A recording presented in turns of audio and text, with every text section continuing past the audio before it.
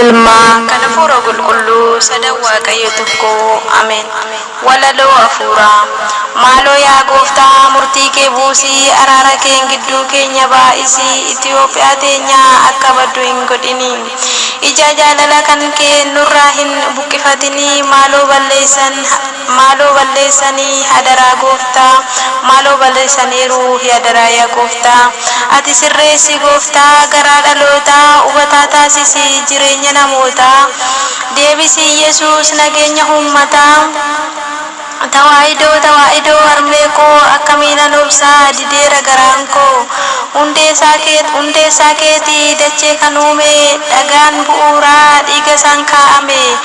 Har'a warri golgolaa maawdaadha ture kan balleessu kaatu maaf baay'ee ture. Kan ergamanii Huraa'el addunyaaf taalaate dhiigni gooftaa keenyaa hundaaf laate.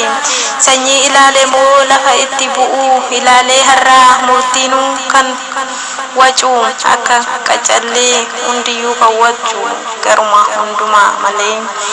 Eenyu akka hundeessee maaf dagattanii kan hoololaa isaanii oliif gadi facaasanii.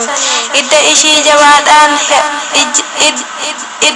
jabaadhaan hin badu tasuma balballi Si'ool hin danda'amu gonkumaa. Balballi Si'ool hin danda'amu gonkumaa. Murtii qajeelaa digirii 90 dabarsanii oduu isaa dharaa nurratti odeessanii. Tawaahidoodhaan haa baddu jedhanii oduu isaa dharaa nurratti odeessanii. Tawaahidoodhaan gonkumaa yaa baddu jedhanii. Akkamiinan obsaa yeroo diigamu mallattoon